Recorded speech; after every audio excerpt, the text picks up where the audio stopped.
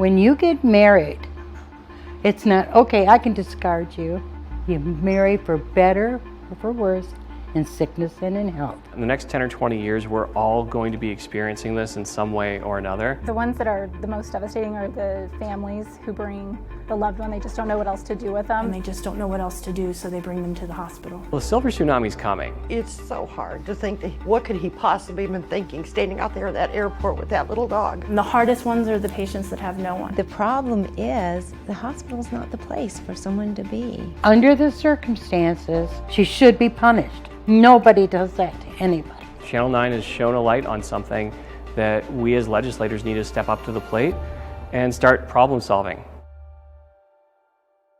Stranded people in hospitals. It's a growing problem with no simple solution. At-risk adults who've been abandoned end up stuck in local hospitals for months, even years. People like Jerry Ellingson, who was found wandering around and confused inside Denver's airport. His story has become synonymous with this hidden epidemic 9 Wants to Know is uncovering. At any given time, there are hundreds of at-risk adults stranded. He was lost. He didn't know how to turn the faucet on. Even before his journey began. He gets confused. Well, why am I walking from this table to there? What am I doing with this? 80-year-old Jerry Ellingson, who has Alzheimer's, was living in Florida with his brother and nephew. Well, nobody else wanted him. And I said, yeah, he's more than welcome to come stay here. So he did, for a few weeks. He started screaming at us.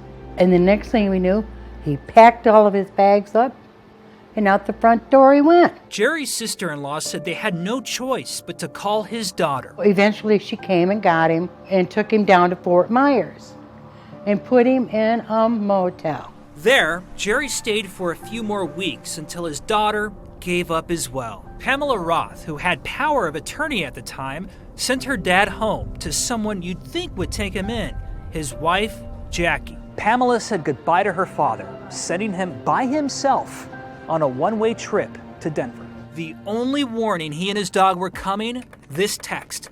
My dad and Corky will arrive on a flight in Denver tomorrow afternoon. Welcome to Denver. On the ground in Denver, Hold on for departure to terminal. no sign of Jackie. United employees called police. There's this man walking around Denver airport not knowing who he is or where he is.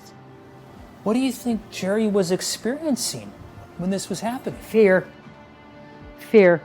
Jerry didn't know where he was and why he was there. He couldn't give police answers.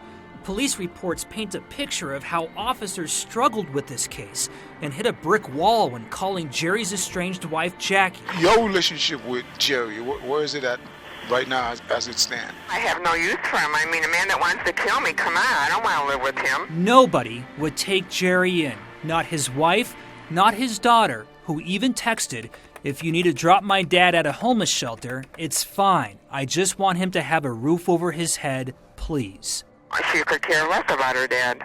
If you want to put him in a homeless home, I mean, that's terrible. Miss Jackie, what's your address? Why do you want to know? I'm not. If he comes to my house, I'm not letting him in. Police, with no options left, called an ambulance that took him here. Jackie would only take the dog. How would you characterize this whole circumstance, Judy? A circus. A circus. A sad, sad circus. We found Jerry is just one of hundreds of people dumped, abandoned, and then stranded in Denver area hospitals every year. Dumped is it is a strong word, but yeah, I would say abandoned. Hospitals legally have to keep patients like Jerry if they have nowhere to go. Where we used to be able to take care of our older folks, where we cared about what their well-being was, it's just become this burden. Nobody keeps data on stranded patients like Jerry, so we collected our own. 9 Wants to Know surveyed Denver area hospitals. We found on a single day in September, 113 people were stuck. 63% were men. Nearly 50% were between 41 and 64 years old. 30% had either Alzheimer's or dementia, and the longest stay among them, 577 days. It is heartbreaking. They do not know who they are and where they came from. This is a problem in hospitals across Denver. Who's paying for their stay? Yeah, typically it's the hospitals at that point that are absorbing the majority of the cost. It's the hospitals, which in turn can drive up healthcare costs. Exactly. So we should all be concerned about this. Absolutely. Many of the stranded are poor. Getting them on Medicaid is one thing. Finding a facility to take them in is another. The real cost? I think about these patients, and I think about the abandoned ones, and it's really hard. I hope that every day when I leave work, that I did the best for that patient that I could. Since that flight in May, Jerry's journey went nowhere. He was stranded at University of Colorado Hospital with nobody to take him in for 6 months. If Pamela was here, what would you say to Pamela? I'd probably slap her. Get some sense in that head. Denver police turned the case over to Lee County, Florida. The sheriff's office investigated the case as possible elderly abuse. However, prosecutors found the case legally insufficient and no charges were filed against Pamela Roth. We really wanted to understand why she put Jerry on that plane. Please leave your message. We tried to reach out Pamela Roth. and give her a chance to explain. That's her place right there. Pamela! She never responded. We even tracked her down at her job. We'd just like to have a quick minute of her time. And I didn't say she wasn't here. A company that specializes in senior home care. Under the circumstances and what's her line of work with the elderly, she should be punished. She should. I'm sorry. Nobody does that to anybody. Nobody.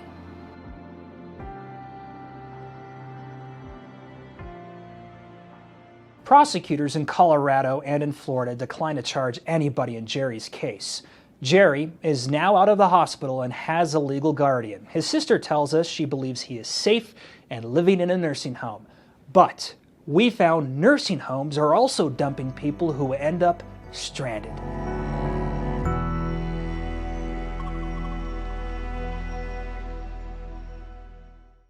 Families aren't the only ones leaving people stranded in hospitals. 9 Wants to Know found nursing homes and other long-term care facilities are adding to this problem. Our investigation finds people are being dumped with little to no consequence. Homeless in a car. We don't really have nowhere to go. Homeless on the streets. Basically, pretty much, we've been homeless for a while. And now, homeless in a hospital. I got sick and I couldn't breathe. Mike Murphy's medical care came to an end days before we met him. You're essentially ready to go, right? Yeah, I've been probably ready to go for a few days. The hospital won't let you go. Yeah, they won't. They don't want to let me go because I'm just going to end up right back in the hospital. You know what I mean? His doctor's note. Mr. Murphy is in need of stable housing and regular access to electricity to comply with his medical treatment. You're stranded here at the hospital, right? Yeah, pretty much. Mike is among dozens of helpless patients stranded at local hospitals on any given day. And a hospital could get in trouble if they improperly discharge somebody, right? It's a federal requirement. We're not allowed to discharge anyone without a safe discharge plan. While some people like Mike come from the streets, others like Jerry Ellingson get abandoned by family members. Still, many others come from places you'd think would never dump people. Nursing homes, skilled nursing facilities, long-term care facilities, it's everywhere. We're seeing it from every direction. 9 Wants to Know discovered over the last year and a half about 40 cases where the state found nursing homes did not properly discharge patients. Seeing somebody who has lived in a facility for a couple of years brought here because the facility no longer can care for them, and in the ambulance is all of their belongings in trash bags. So their ambulance almost is like a U-Haul in a way. Yeah. The most egregious case involves a Greeley nursing home that unloaded one of their residents last year. It is cruel. It is cruel. A state report says Kenton Manor didn't even take the aggressively acting 52-year-old man with severe seizures to a hospital. Instead, a Kenton Manor driver took the man to his old apartment complex, walked away, and left the resident in the lobby. I'm sure the nursing home was unable to really take care of him. Left alone in a borrowed wheelchair, sedated with 3 fentanyl patches, it was up to a security guard who contacted EMS. The resident was transported to the hospital, and that's where he ended up stranded for 29 days. We surveyed 19 hospitals, and on a single day in September, 113 people were stuck. 25% came from facilities like nursing homes. I can tell you there's hundreds and hundreds more. Shannon Gimbel is Colorado's nursing home ombudsman. She investigates complaints. Hundreds and hundreds of more. Absolutely. Over how long? I'm talking about the last 17 years I've been in it, and I can tell you we deal with an inappropriate discharge on a weekly basis. Would you say these inappropriate discharges are accidents? No. They're intentional?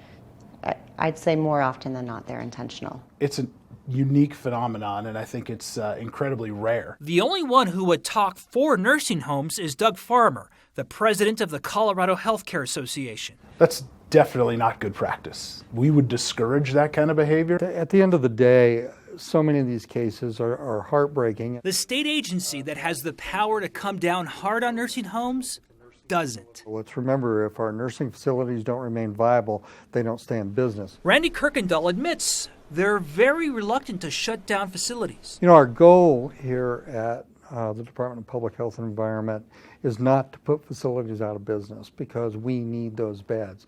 These are vulnerable Coloradans that need care, and we are all on the same team. Hi there, Kelly. My name is Jeremy Hohol. I'm a reporter for 9 News. Kenton Manor is owned by Sava Senior Care. I believe this is my second voicemail to you. They own close to 200 facilities nationwide, but we still couldn't get anybody on the phone, so we headed to Greeley. Hi there, Kelly.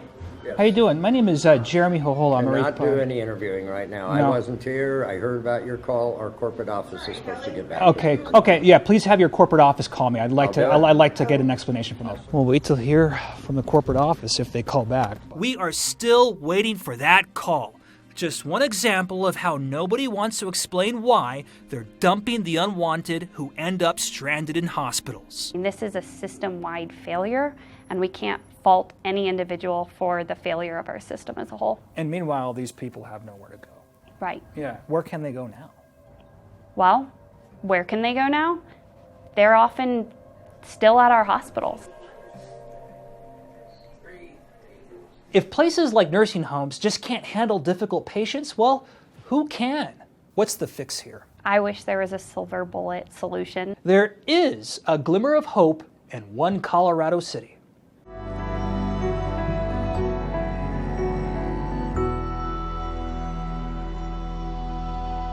What does government do when it's faced with a problem? Sometimes it creates more government, which creates more problems. Lawmakers tried to come up with a solution, but that's gone nowhere.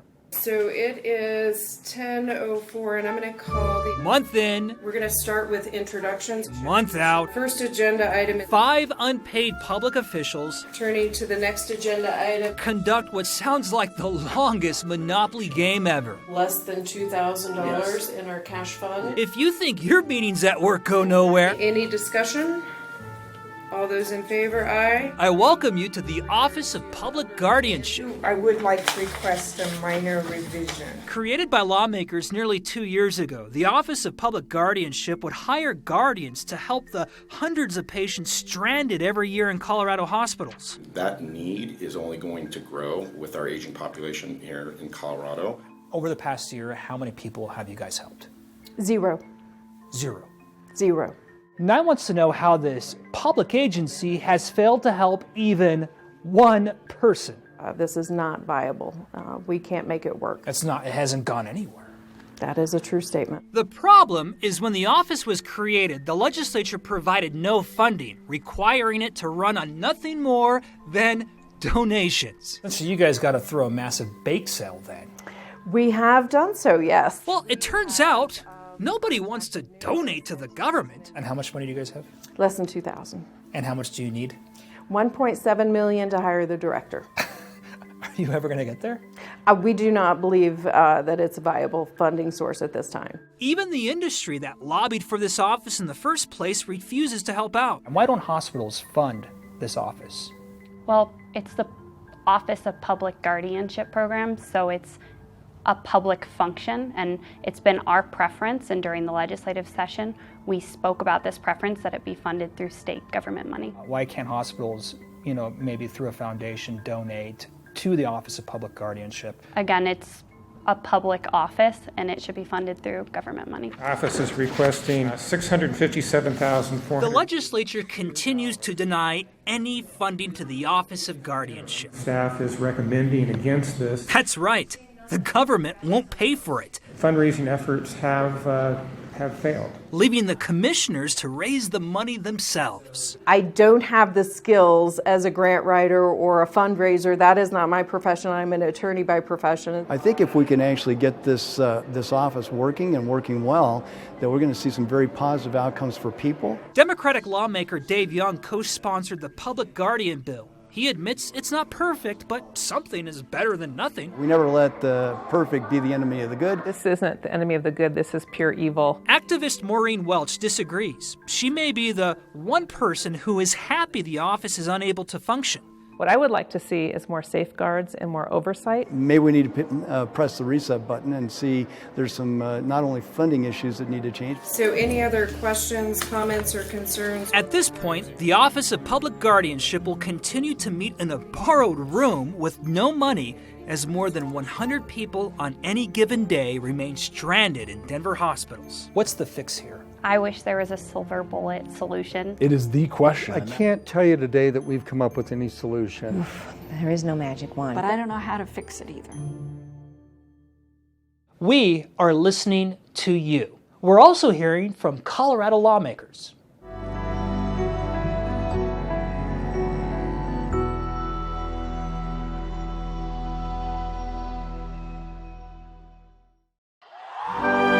In a country that prides itself on its military might, its economy, its freedoms, and its standing in the world, how is it that it is so bad at taking care of its elderly?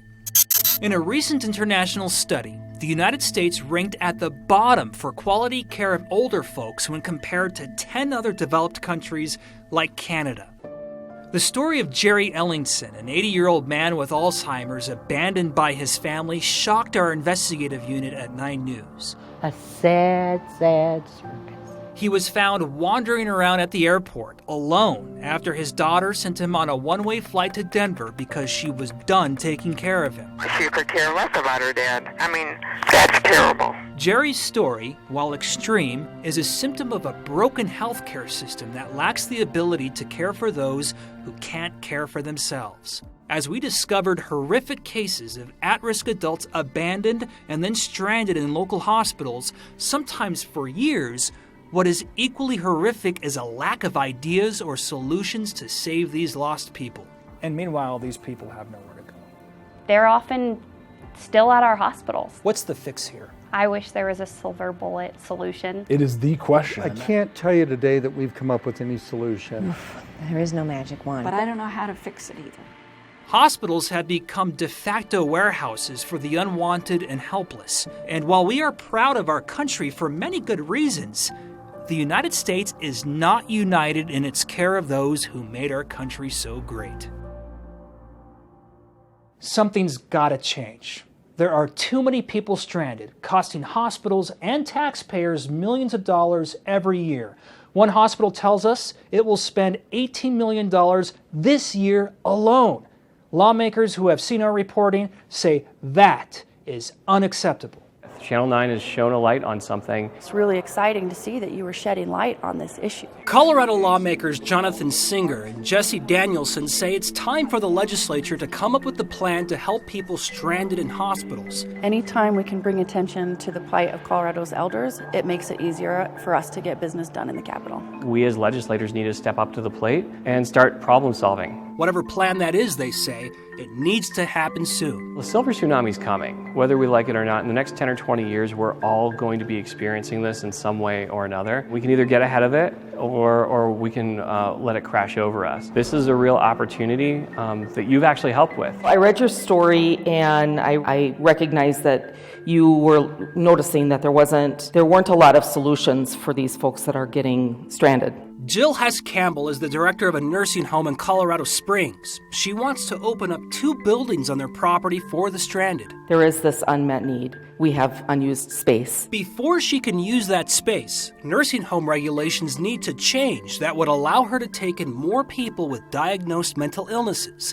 State lawmaker Lois Landgraf is trying to help change those rules. It could mean opening beds for patients who have mental health issues, who basically have no place to go. Let's hope all this talk turns into some action. This problem with people stranded in hospitals is unacceptable. It's expensive, it puts a burden on hospitals, and it's just not humane. It's time for real solutions. It's time to rescue those who are stranded. We want to invite up some of the advocates to stand with us who worked on this bill. Our stranded investigation got the governor to sign and sign Congratulations. 3 new laws. Our reports got the attention of lawmakers after we shared stories of at-risk adults abandoned by their caregivers. People like Jerry Ellingson, an Alzheimer's patient whose daughter sent him on a one-way flight to Denver. Walking around not knowing who he is or where he is. Jerry ended up spending 6 months alone in a local hospital. 9 Wants to Know found on any given day about 100 people like Jerry are stranded. The first law the governor signed makes abandoning at-risk adults a felony. It was the 9 News reporting that shed light on this kind of abuse. The story around Jerry and abandonment led me to take action, which is a great example of the media shedding light on something going wrong in the community, bringing it to our attention, and then we in the legislature being able to take action and do something about it. We're going to start with introductions. And remember this state agency? Turning to the next agenda item. And their meetings that went nowhere? Less than $2,000. Yes. Lawmakers decided that wasn't working. I would like to request a minor revision.